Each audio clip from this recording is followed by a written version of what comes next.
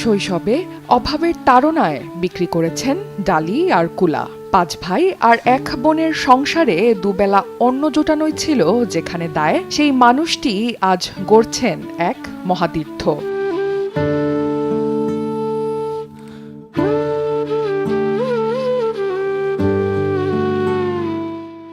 কোনো বড় বাজেট বা সরকারি অনুদান নয়, ভক্তদের দেয়া খুচরো পয়সায় 40 কোটি টাকা ব্যয়ে নির্মাণ করেছেন বিশাল এক মন্দির কমপ্লেক্স। আকাশ ছোঁয়া ভক্তি আর পাহাড়সম বিশ্বাস। গাইবান্ধার পলাশবাড়ির মধ্যরামপুর গ্রামটি এখন আর সাধারণ কোনো জনপদ নয়।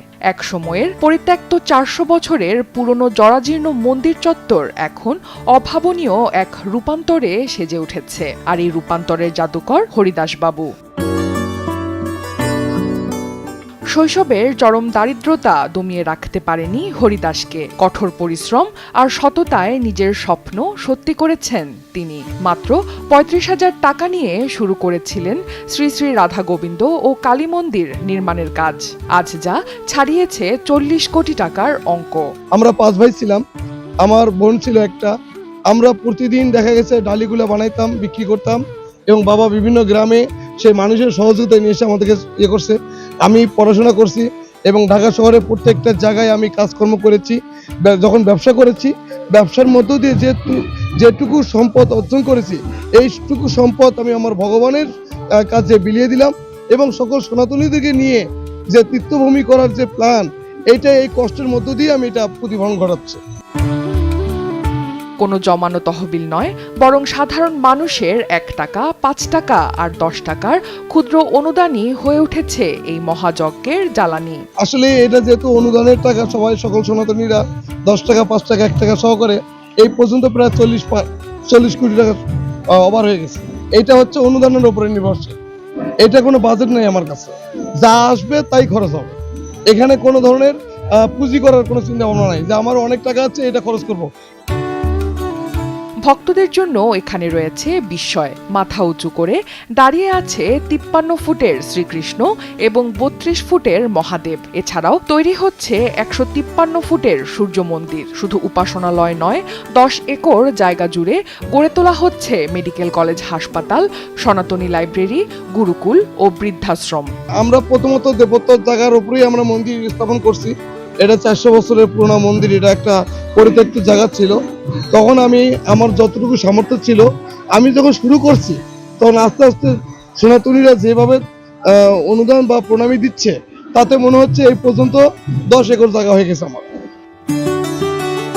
শুধু তাই নয়, এই মন্দিরে রয়েছে বিশ্বের অন্যতম সেরা বড় হিন্দু বিগ্রহ স্থাপনা। এমনকি বিশ্বের সবচেয়ে বড় ভগবান শ্রীরামচন্দ্রের বিগ্রহ স্থাপনের কাজও শুরু হয়েছে এখানে। আমরা যখন চিন্তা করলাম যে ভগবান মাতার উপরে, সেই মাতার উপরেই ওনাকে স্থান দেওয়া হচ্ছে। আমরা যেহেতু ভগবানের নিচে আছি, সেই যেন ভগবানের নিচেই যেন আমরা থাকতে পারি, এই চিন্তা থেকেই এই আমার এই বাস্তবায়ন।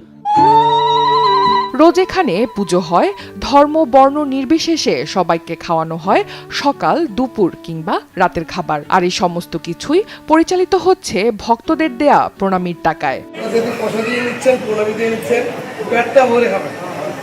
যদি 1 বার লাগে, 3 বার লাগে, 4 বার লাগে নিতে পারেন, কারণ কি আপনারা পয়সা দিয়ে নিচ্ছেন। আর যেহেতু প্রসাদের মান যাতে ভালো হয়, আমরা যার সঙ্গে বলি ভগবান যেন আপনাদের সবাই শান্তিমতো। এদিকে প্রতিদিন দূর দূরান্ত থেকে হাজারো মানুষ আসছেন হরিদাসের এই কর্মযজ্ঞ দেখতে। তার অটল বিশ্বাস, মহান সৃষ্টিকর্তার আশীর্বাদে এই পবিত্র ভূমি একদিন পরিণত হবে মহান তীর্থস্থানে। মায়ের জল পারে, মায়ের চরণ দিয়ে মায়ের মুখটা দর্শন করা, এটা সবচেয়ে ভালো লাগছে।